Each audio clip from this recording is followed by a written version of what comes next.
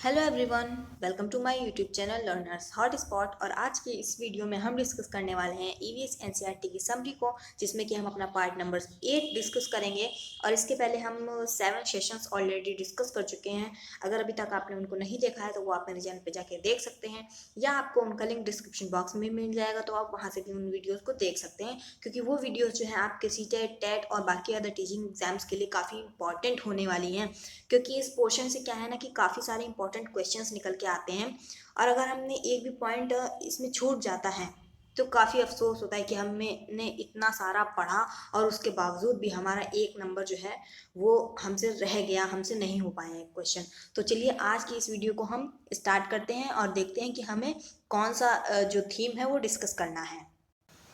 तो आज इसमें हम अपनी फैमिली जो हमारी थीम है उसको डिस्कस करेंगे, और साथ ही साथ शेल्टर जो थीम है हमारी उसको भी डिस्कस करेंगे। इसके पहले आपने प्रीवियस वीडियोस में जिन्होंने देखा है उन्होंने देखा होगा कि हमने कई सारी वीडियोस में एक एक चैप्टर के थ्रू कई सारी थीम्स को डिस्कस किया, ठीक। बट कुछ वीडियोस ऐसी भी हैं जिनमें हमने 2 to 3 चैप्टर्स के साथ हमने कुछ थीम्स को डिस्कस किया है। क्योंकि अगर हम उन चैप्टर्स को अगर अलग अलग पार्ट्स में डिवाइड करके देखते भी तो वो चैप्टर और वो थीम हमें कभी नहीं समझ में आती, ठीक। तो इसलिए हमने क्या था कि जो इससे पहले की जो प्रीवियस वीडियोस थी उसमें जो 6th पार्ट है हमारा, उसमें क्या है हमने 3 चैप्टर्स को एक साथ में लेकर डिस्कस किया है और ट्रैवल थीम के बारे में जाना है, ठीक। और आज की इस वीडियो में क्या है कि हम चैप्टर नंबर 9 और 11 को डिस्कस करेंगे, ठीक। और इसमें क्या है कि हम 9 में फैमिलीज के बारे में जानेंगे, चेंजिंग फैमिलीज, और जो 11 चैप्टर है उसमें शेल्टर के बारे में जानेंगे, कैसे एंशियंट टाइम में कैसे शेल्टर होते थे और कैसे कैसे टाइम चेंज होते होते, चेंजिंग टाइम्स के बारे में कि कैसे टाइम चेंज होते होते हमारे शेल्टर्स चेंज होने शुरू हो गए, ठीक।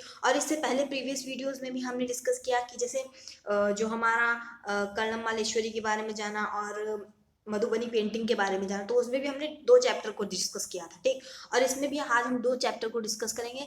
तो इसमें क्या है, हम सीरियल जो देखेंगे वो हम चैप्टर की सीरीज नहीं देखेंगे। चैप्टर्स आपको इधर उधर भी देखने को मिल सकते हैं, बट क्या है हमें थीम्स को डिस्कस करना है। तो जो थीम जिसके साथ अप्रोप्रिएट लग रही है तो वो उस थीम को हम उसके साथ ही मैच करेंगे, ठीक। तो आज क्या है कि इसमें हम चेंजिंग फैमिलीज के बारे में जानेंगे, और इसमें 3 बच्चों की फैमिली, फर्स्ट है निमी, सेकंड है जेरिन, और तो थर्ड बच्चा है वो है नाजली, ठीक। तो इन तीनों बच्चों की फैमिली के बारे में हमें देखना है। इसमें ज़्यादा कुछ इंपॉर्टेंट है नहीं अकॉर्डिंग टू, अगर हम सीटेट या टेट एग्जाम्स के पॉइंट ऑफ व्यू से देखें तो इसमें इतना कुछ इंपॉर्टेंट है नहीं। बट कोई भरोसा नहीं, कभी भी कुछ भी पूछा जा सकता है, तो हम किसी भी टॉपिक को नहीं छोड़ेंगे। तो यहाँ पे फर्स्ट क्या है कि निमी की जो फैमिली है उसके बारे में जानेंगे कि क्या है, कैसे फैमिलीज जो है वो चेंज होती रहती हैं। और जेरिन की फैमिली में भी कुछ ऐसा ही है कि कुछ ऐसी कंडीशंस आती हैं, जैसे कहीं पे किसी का प्रमोशन वगैरह हो जाता है, तो कैसे क्या है कि फैमिली में चेंजेस आते हैं। फिर नाजली में क्या है कि एक मैरिज के थ्रू समझाया गया है कि फैमिली में कैसे चेंजिंग्स आती हैं। तो इसके बारे में हम देख लेते हैं। ये है निम्मी की फैमिली, ओके। ये है निम्मी की फैमिली। इसमें क्या होता है कि एक न्यू बेबी सिस्टर निम्मी की क्या है आती है। और अब क्या है कि निम्मी जो है ये काफ़ी खुश है कि उसकी एक न्यू बेबी सिस्टर है, और कैसे इसकी फैमिली में चेंजेस आते हैं उसके बारे में हमें बच्चों के साथ डिस्कस करना है, और उनके रियल एक्सपीरियंसेस के बारे में इसमें हमें जानना है। हमें सिर्फ इतना करना है कि इस चैप्टर के थ्रू क्या है कि हमें बच्चों के रियल एक्सपीरियंसेस को जानना है। और यहाँ पे हम देख सकते हैं कि कैसे अगर जब ये न्यू बेबी सिस्टर जो आई है इसके बाद, इसके आने के बाद कौन कौन से इसकी फैमिली में चेंजेस हुए हैं, कितने मेंबर्स थे और कितने मेंबर्स बढ़े हैं, उन सब के बारे में हमें जानना है। बस इसमें और ज़्यादा कुछ भी नहीं। अब सेकंड फैमिली के बारे में देख लेते हैं। तो यहाँ पे हम इसी के बारे में पहले देख लें, निम्मी की फैमिली के बारे में, कि ये जो निम्मी है इसकी फैमिली में क्या थे। पहले इतने लोग थे, 1 2 3 4 एंड 5, 5 लोग थे।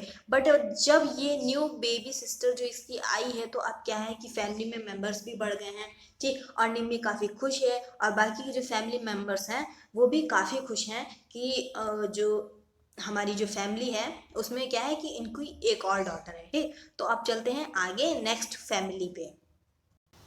ये है जेरिन की फैमिली, ठीक। तो इसमें क्या है कि जेरिन के जो फादर हैं उनको एक लेटर मिला है उनके ऑफिस से, और जिसमें लिखा है कि उनका जो है प्रमोशन हो गया है और अब उन्हें दूसरी जगह पे जाना होगा, ठीक। तो यहाँ पे भी हम देख सकते हैं कि कैसे इनकी फैमिली में एक चेंज आया है कि ज़ेरिन जो है, इनके फादर की प्रमोशन हुआ है और इन्हें क्या है कि अब दूसरी जगह पे जाना पड़ेगा।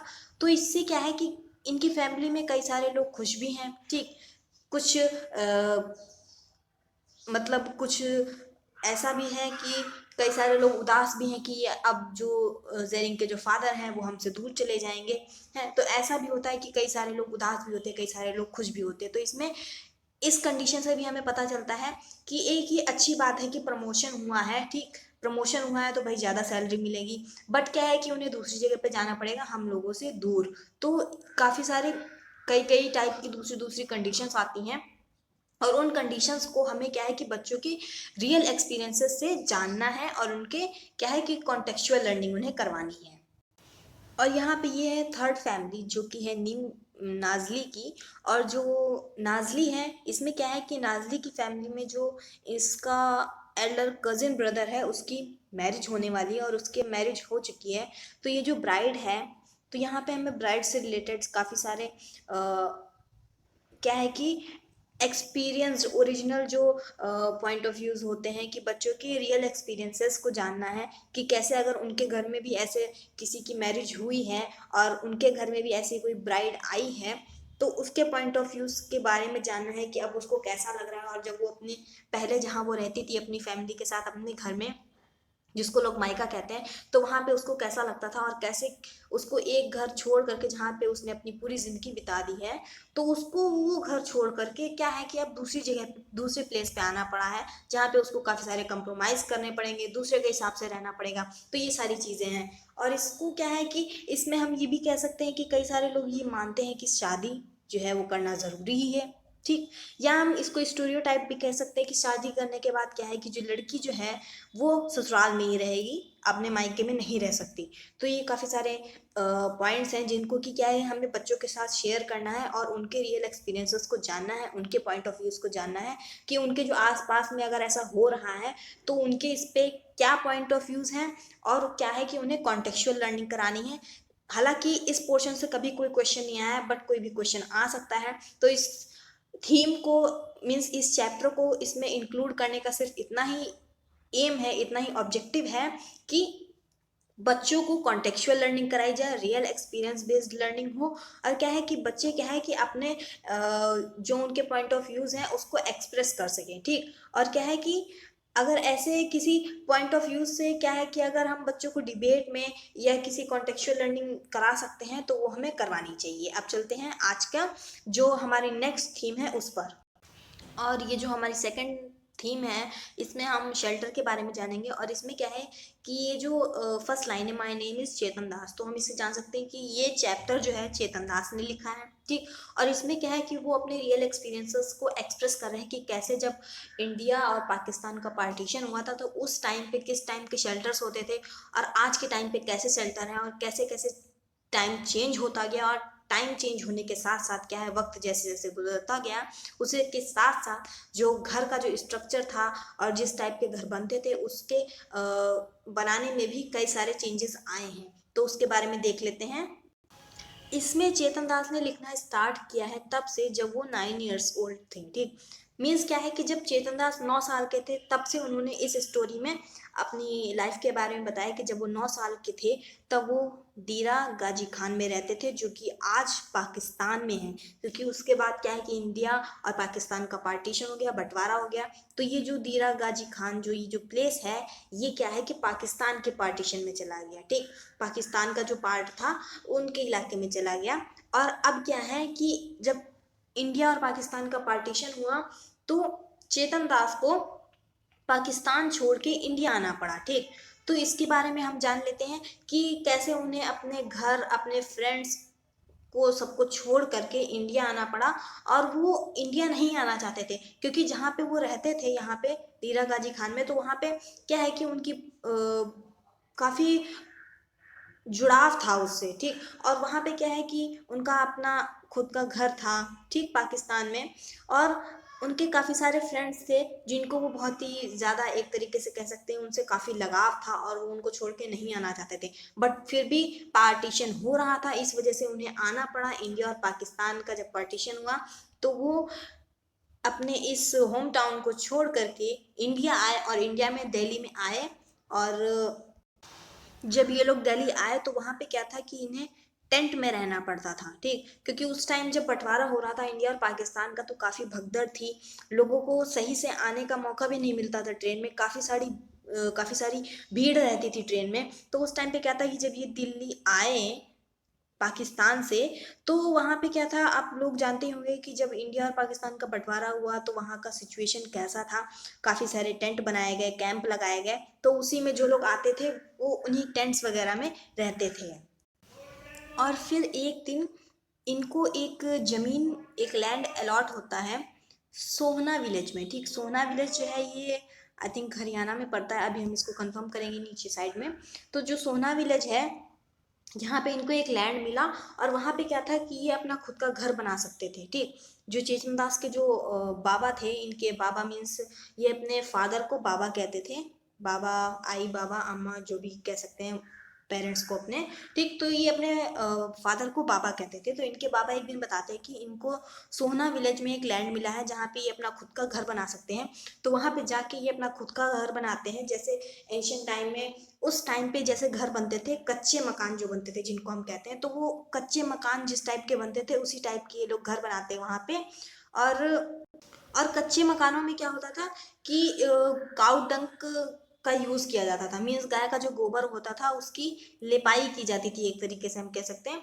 तो इसमें क्या है कि जो काउ डंक होता है वो, इसमें क्या है कि काउ डंक का यूज इसलिए करते थे घर बनाने में कि उसमें क्या है कि जब लिपाई की जाती थी उससे इंसेक्ट्स जो होते थे वो दूर रहते थे, कीड़े मकोड़े जो है वो काउ डंक से दूर रहते हैं। तो ध्यान रखिएगा, ये इंपॉर्टेंट पॉइंट है कि काउ डंक का घर बनाने में यूज क्यों करते हैं। तो उसमें क्या है कि इंसेक्ट्स को वो दूर रखता है इसलिए, ठीक। अब यहाँ पे इन्होंने अपना क्या है कि कच्चा मकान बनाया था। अब कच्चा मकान बनाने के बाद क्या है, फिर धीरे धीरे टाइम चेंज होता गया तो कुछ घर बनाने की जो कंस्ट्रक्शन वर्क था उसमें भी काफ़ी चेंज। यहाँ पे हम देख सकते हैं कि सोना विलेज जो है ये हरियाणा में पड़ता है। और ये ध्यान रखिएगा, कई बार पूछा गया है कि सोना विलेज जो है वो कहाँ पे है, ठीक, कौन से स्टेट वगैरह में है, तो हरियाणा में है, याद रखिएगा। अब काफ़ी समय बीत चुका था और क्या था कि जो चेतन दास थे वो अपनी स्टडी, जो अपनी उनकी पढ़ाई थी वो भी कंप्लीट कर चुके थे। तो अब क्या था कि लोग घर बनाने के लिए आयरन और सीमेंट का यूज़ करते थे, जो आयरन रॉड्स होती सरिया उसका, और सीमेंट का यूज़ करते थे। तो अब इनको कुछ मीन्स क्या है कि कुछ मॉडिफाई कराना चाहा, कि सोचा कि अब चलो कुछ बदलाव किया जाए घर में। तो इन्होंने क्या है कि अपने घर में थोड़ा बदलाव करने के लिए, उसको थोड़ा और अच्छा बनाने के लिए समय के साथ साथ जो चीज़ें बदल के दी गई उनका यूज़ किया, आयरन का और सीमेंट का। तो इससे पहले क्या था कि कच्चे मकान बन रहे थे, ठीक, जिसमें काउ टंक का यूज़ किया जाता था। और अब क्या है कि आयरन और सीमेंट का यूज़ किया जाता था, ठीक। और इसमें क्या है कि अनबेक्ड ब्रिक्स जो होती हैं, मीन्स जो पीली वाली, ऐसे ही बिना खरी करी हुई ईंटें जो होती हैं, मीन्स उसको क्या है कि भट्टे पे गर्म नहीं किया जाता है, पकाया नहीं जाता है, बिना पकाई हुई ब्रिक्स जो होती, ईंटें जो होती, उनका यूज़ करके, आयरन और सीमेंट का यूज़ करके इन्होंने फिर से कुछ अपना घर में मॉडिफाई करवाया और अच्छे से घर बनवाया। और उसमें क्या होता था कि जो अनबेक्ड ब्रिक्स होती थी इसमें क्या है कि सीमेंट का कोट वगैरह होता था। और इसमें बार बार कोई पेंट वगैरह नहीं करवाना पड़ता था, जैसे कि कच्चे मकानों में क्या है कि गोबर का यूज़ करना पड़ता था बार बार, काऊ डंग का। तो उसमें इसमें क्या है कि कच्चे मकान में काऊ डंग का यूज़ करना पड़ता था बार बार, क्योंकि उसमें पेंट वगैरह तो हो नहीं सकता था। और उस टाइम पे पेंट वगैरह होता भी नहीं था ज़्यादातर, जो काफ़ी रिच लोग होते थे वही शायद पेंट करवाते होंगे, बाकी कोई नहीं करवाता होगा, ठीक। बट अब क्या है कि यहाँ पे आयरन और सीमेंट का यूज़ होने लगा है, अनबेक्ड ब्रिक्स का यूज़ होने लगा है घर को बनाने के लिए, जिसमें क्या है कि एक बार वाइट वॉश करवा सकते हैं एक साल में, और इसमें काफ़ी खर्चा नहीं आता था। बट किचन जो था, किचन में क्या था कि अब भी वही मड का जो चूल्हा होता है, मिट्टी का जो चूल्हा होता है, उसी का यूज़ हो रहा था यहाँ पे, ठीक। बट जैसे जैसे टाइम चेंज होता गया तो किचन में भी कुछ मॉडिफाई हुआ, ठीक। और घर बनाने के साथ साथ किचन में भी मॉडिफाई हुआ। और अब यहाँ पे क्या है कि घर बनाने के लिए बेक्ड ब्रिक्स, मीन्स जो पक्की ईंटें होती हैं उनका यूज़ किया गया। और पहले क्या था कि चूल्हा का यूज़ होता था, मिट्टी का जो चूल्हा होता है, क्ले चूल्हा, उसकी जगह पे क्या है कि अब गैस स्टोव का यूज़ होने लगा। और पहले क्या है कि जब चूल्हे का यूज़ होता था तो जो लेडीज़ लोग होती थी वो ज़मीन पे बैठकर खाना बनाती थी। बट अब क्या है कि गैस स्टोव है तो वो लोग क्या है कि स्टैंडिंग खड़े रहकर भी खाना बना सकते हैं, ठीक। चाहे तो वो नीचे रख लें अपने अपने सहूलियत के हिसाब से, जहाँ पे चाहे वहाँ पे रख लें, बट मिट्टी का चूल्हा क्या है वो ज़मीन में ही रहेगा, ठीक। और जैसे जैसे टाइम चेंज होता गया तो कच्चे मकान से क्या है कि अनबेक्ड ब्रिक्स पर आए, फिर अनबेक्ड ब्रिक्स से बेक्ड ब्रिक्स पर आए, ठीक। अब फिर इसके बाद क्या है कि मार्बल्स और टाइल्स का यूज़ होगा। और अब यहाँ पे क्या है कि कलर्ड टाइल्स का यूज़ होने लगा है, जैसे बाथरूम है, टॉयलेट वगैरह है, या कई लोग क्या है कि अपने किचन वगैरह में भी टाइल्स का यूज़ करते हैं। तो हमने इसमें देखा कि कैसे टाइम के साथ साथ चेंजिंग होती गई और घर बनाने के जो तरीका होता था उसमें भी काफ़ी सारे चेंजेस होते गए। तो यहाँ पे हम एक बार रिवीजन के तौर पे एक सारी चीज़ें समझ लेंगे कि कैसे चेंजिंग टाइम्स मीन्स कैसे टाइम चेंज होता गया, समय बीतता गया, और कैसे कैसे कई सारे चीज़ों में बदलाव आते गए, यहाँ तक कि घर बनाने का जो तरीका था वो उसमें भी काफ़ी बदलाव आए। तो जो क्या है कि सबसे पहले जो घर बनते थे वो क्या है कि मिट्टी के घर बनते थे, कच्चे मकान, और उसमें क्या है कि काऊ डंक का यूज़ किया जाता था, ठीक। और जो काऊ डंक होता था वो इंसेक्ट्स को दूर रखने के लिए हेल्प करता था। इसलिए क्या है कि कच्चे मकान में पुराने टाइम में गाय का जो गोबर होता है काऊ डंक, उसका यूज़ किया जाता था, क्योंकि काऊ डंक से क्या है कि इनसे कीड़े मकोड़े इंसेक्ट्स वगैरह दूर रहते हैं, ठीक। फिर टाइम चेंज होने के साथ साथ क्या था कि यहाँ पे तो कच्चे मकान बनते थे, फिर क्या है कि अब यहाँ पे अनबेक्ड ब्रिक्स का यूज़ किया गया, जो कि कच्ची ईंटें होती थी, अनबेक्ड ब्रिक्स का, ठीक। तो अनबेक्ड ब्रिक्स जो होती थी उनका यूज़ हुआ, और अनबेक्ड ब्रिक्स का यूज़ हुआ। फिर उसके बाद क्या था इसमें अनबेक्ड ब्रिक्स के साथ सीमेंट और आयरन का भी यूज़ होता था, ठीक। आयरन और सीमेंट का, और सीमेंट, ठीक है। तो फिर क्या हुआ कि इतना होने के बाद अब यहाँ पे बेक्ड ब्रिक्स का यूज़ होने लगा। अनबेक्ड के बाद क्या है कि बेक्ड ब्रिक्स पर आए, और इसमें पहले तो आयरन सीमेंट का होता ही था, तो आयरन सीमेंट इसमें भी होता था, और आयरन सीमेंट के साथ बेक्ड ब्रिक्स का यूज़ हुआ, मीन्स जो पक्की ईंटें होती थी उनका यूज़ होने लगा।